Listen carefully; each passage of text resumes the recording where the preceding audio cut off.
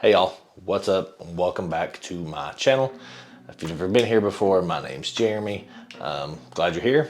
And today we're gonna make a quick video about why I switched from my Canon R3, which is a fantastic camera, to something that might make you wonder if I've lost my mind. Today we're talking about the Leica SL2S and why this camera is my favorite camera and why this camera makes me want to shoot. So there's a couple of videos online about the SL2S here on YouTube. Not a lot, surprisingly, so I feel like this is something that we could talk a little bit more about. I'll start off with a few things that I don't like, because there's no such thing as a perfect camera. The battery life is okay at best, but the batteries are so damn expensive. It's crazy. These batteries are $285 a piece. I mean, come on, like they're batteries, and and they're not even like massive batteries. Check this thing out. It's just a regular size battery, right? Of course, while we're into it, I do love this. It's probably my favorite feature. You push the button and then you just tap it to release. It's silly, I know. All right, so the battery life, no thank you.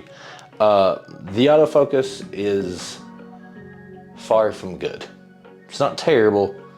It's usable in good lit talking head situations outside, probably. I will not use the autofocus for video to film myself. I'm only comfortable with it if I'm behind the camera so I can monitor constantly.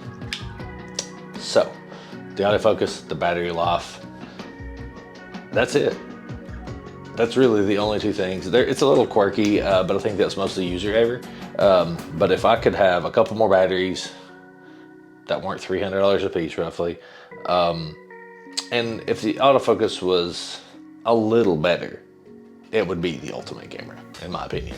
But it's usable. But as you see here, I prefer manual focus lenses on this camera anyway. This one's the Voigtlander 40 f1.4. I also have the TT Artisans 35 f2 that I bought from Binge Heish. Thanks, Binge. And then I have the Voigtlander 75 1.5 as well. All manual focus. But I think my favorite lens, if I'm honest with you, is the Legacy Super Takumar 50 1.4. It's probably a little radioactive, if I'm completely honest, but it has character for days, and I love that. A few of the things I really like about this camera though, for one, the shutter sound is fantastic. It's just so quiet, so soft, in the best kind of way. Long exposure because I'm in the office. Another thing that I really like is the grip on this camera. It is deep, but it's cut out here as well. There's like a channel, like a ribbed section here that your hand just falls perfectly into, and this thing's not going anywhere. And it's a brick. I mean, it's heavy, but I think my favorite thing is the viewfinder. The electronic viewfinder in this camera is phenomenal. It's bright, it is accurate, and this camera up to your eye, like, oh man, it's just special. It really is. You can tell that it's Leica made. Every detail is precise, full-size HDMI. It's very hard to knock this camera, in my opinion. Why did I switch from Canon's flagship camera, the R3, with all-day battery life, the best autofocus probably, if not in the business, then second to Sony? As much as I love that camera, and I loved that camera, it just never inspired me to pick it up. Like, it was a fantastic tool, and I understand that our cameras base level are tools, and they're here to perform a job, to fulfill a purpose. But I want my camera to inspire me. I want to see my camera on my desk or in my bag or wherever it's setting at the moment, and just even around my neck or in my hand, and just be pumped to pull it up and take a photo. It's the most like shooting film in a digital camera that I've had yet. Even more so than my Leica 240. Not the size and not like the rangefinder aesthetic, but like it inspires me to pick it up. It makes me want to make something new, like regularly. And like, that means a lot to me. I've shot a long time, and at this point in this journey of creating things and shooting photos and videos, I just want to enjoy the thing that I'm picking up to use every day. I'm probably being silly. I'm not even denying the fact. I was very fortunate to be in a position to sell my R3 back at the beginning of the year. Ended up finding a very solid dude named Josephus, shout out, who worked out a trade with me. Actually traded for a Sony system. Really enjoyed it, but I just can't use the body of Sony cameras. They just, every lens they make racks my knuckles. It just, no matter how I hold it, it's just not ergonomical to me. It's just not comfortable to shoot on long days. Files are fantastic. The autofocus, obviously, but we're not here for Sony.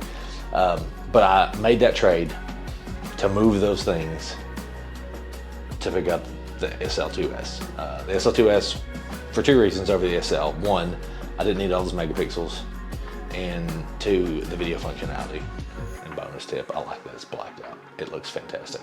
So, all that to say, this camera's not for everybody. I get that.